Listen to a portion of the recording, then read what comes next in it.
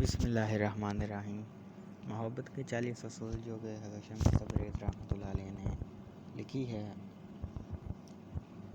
جو کہ آج ہم محبت کے 26 اصول سے سٹارٹ کریں گے، جس میں آپ نوٹ میں پڑھ سکتے ہیں کہ آپ فرماتے ہیں کہ اگر کسی کے من میں سوال اٹھ رہے ہیں، اس کے جواب نہیں مل رہے، تو یہ محبت کے 40 اصول آپ پڑھیں گے تو آپ کو آپ کے سوالوں کے جواب مل جائیں گے۔ تو 25 اصول تک ہم پڑھ چکے ہیں، جس نے نہیں دیکھے وہ جا کے دیکھ سکتا ہے۔ چلیں آج ہم سٹارٹ کرتے ہیں 26 سے۔ تو محبت کے 26 اصول میں فرماتے ہیں کہ کائنات کا ایک وجود واحد ہے، یہاں ہر کوئی اپنے اپنے واقعات کے غیر مرئی دھاگوں سے ایک دوسرے کے ساتھ لپٹا ہوا ہے۔ ہم سب جانے انجانے میں ایک خاموش مکالمے کا حصہ ہیں۔ کسی کو دکھ نہ دو، نرمی و شفقت کا برتاؤ رکھو، کسی کی پیٹھ پیچھے اس کی برائی مت کرو، خواہ ایک بے زر سا جملہ ہی کیوں نہ ہو۔ الفاظ جو ایک بار ہماری زبانوں سے نکل آتے ہیں وہ کبھی فنا نہیں ہوتے، بلکہ ایک لامحدود وسعت میں ہمیشہ کے لیے محفوظ ہو جاتے ہیں اور اپنے مقررہ وقت میں واپس ہم تک آ پہنچتے ہیں۔ بالآخر کسی بھی آدمی کی تکلیف ہم سب کو ایک اجتماعی دکھ میں مبتلا کر جائے گی، اور کسی بھی آدمی کی خوشی ہم سب کے ہونٹوں پر مسکان کا باعث بنے گی۔ تو یہاں پہ اس کے اندر آپ الفاظ کے بارے میں فرما رہے ہیں کہ الفاظ کا بھی ایک جہان ہوتا ہے۔ جو الفاظ بندے کی زبان سے نکلتے ہیں اس کا ایک وجود ہوتا ہے، اس کی ایک لہر ہوتی ہے، اس کی ایک طاقت ہوتی ہے، جو بندے کے پورے ظاہری باطنی وجود پہ اثر انداز ہوتی ہے، جس سے وہ تکلیف میں یا کسی بھی مصیبت میں مبتلا ہو سکتا ہے۔ اس کے بعد محبت کے 27 اصول میں فرماتے ہیں، یہ دنیا اس برفانی پہاڑ کی طرح ہے جہاں بلند کی گئی ہر آواز پہاڑوں سے ٹکرا کر بازگشت کی صورت میں واپس ہم تک پہنچتی ہے۔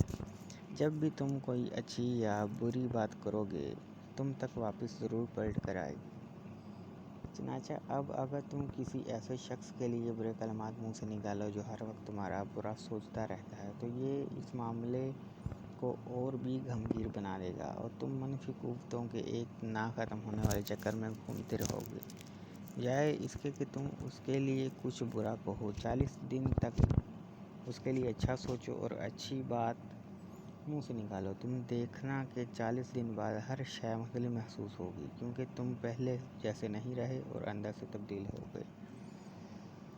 تو اس میں بھی آپ نے تقریباً وہی بات کی ہے، اور اس میں یہ ہے کہ جو الفاظ بندہ 40 دن، اس لیے آپ نے فرمایا کہ 40 دن ایک عادت جو جسم کے اندر ظاہری باطنی طور پہ بندے کو پڑی ہوتی ہے، 40 دن بندہ جو کام کرتا ہے اس کو وہ عادت جو ہے، اگر گندی عادت کرتا رہے گا تو گندی عادات اس کے اندر آ جائیں گی، اگر اچھا کام کرے گا، اچھی باتیں کرے گا، تو 40 دن بعد وہ بہت خوشگوار اور اچھے اس کا جسم کا ظاہری باطنی موسم اس کا تبدیل ہو جائے گا، وہ محسوس بھی کرے گا اور اس کو ہر طرف سے جو ہے اچھی خبریں آئیں گی، اچھی باتیں سننے کو ملتی ہیں، بری سنتا ہے پھر بھی وہ خوش رہتا ہے۔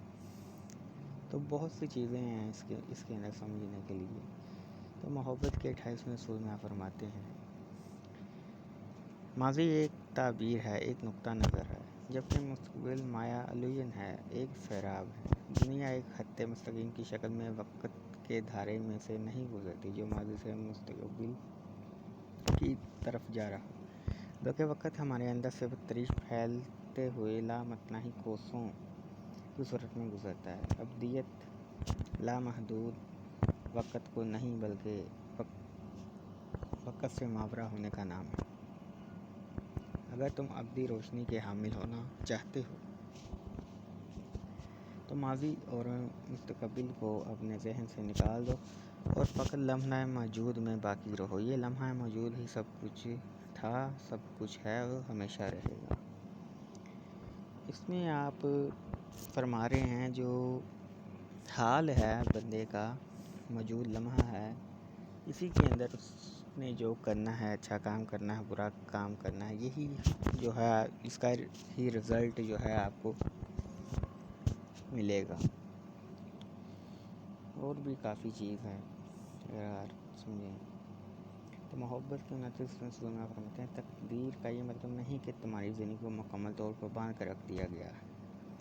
ہر بات کو مقدر پر چھوڑ دینا اور کائنات کے ساتھ ہم آہنگ ہونے کی کوئی کوشش نہ کرنا محض جہالت کی علامت۔ کائناتی موسیقی ہر طرف سے پھوٹ رہی ہے اور اس کے 40 مختلف درجات ہیں۔ تمہارا مقدر وہ درجہ ہے جس پر تم اپنا ساز بجا رہے ہو سکتا ہے کہ تمہارا ساز تبدیل نہ کیا جا سکے، لیکن اس ساز سے جو نغمہ اور جو دھن تم نکالتے ہو اس کا انحصار صرف اور صرف تم پر ہے۔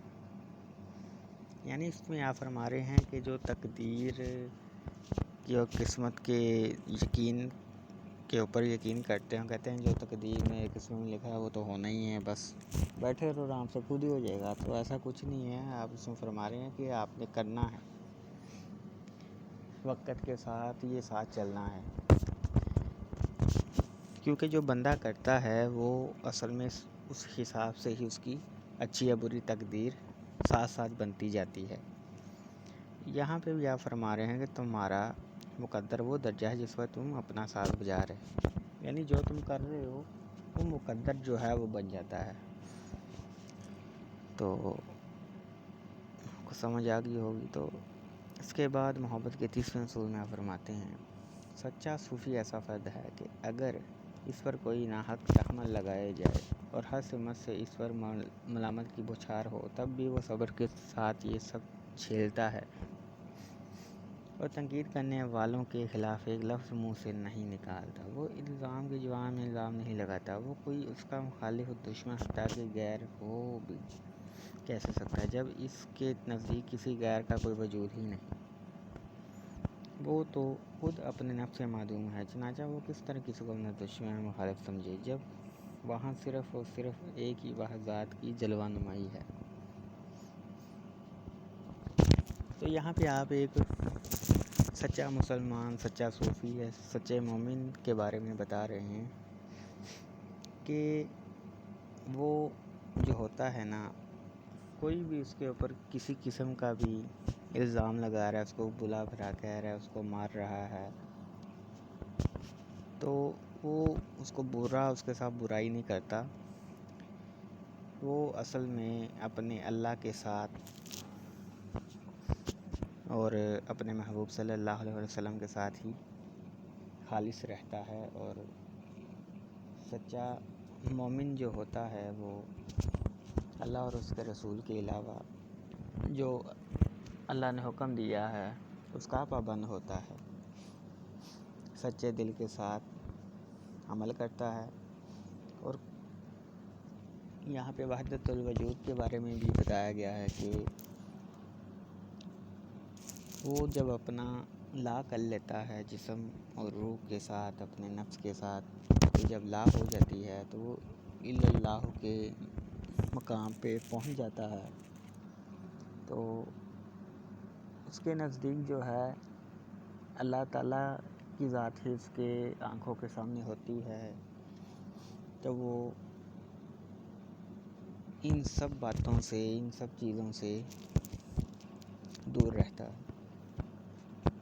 تو امید ہے اس سے آپ کو کافی چیزیں سمجھ میں آئی ہوں گی۔ تو باقی ملتے ہیں نیکسٹ ویڈیو میں۔ آپ ویڈیو کو لائک شیئر کر دیں اور چینل کو سبسکرائب کریں۔ جو چیز نہ سمجھ آئے وہ آپ کمنٹ سیکشن میں پوچھ سکتے ہیں۔ اللہ حافظ۔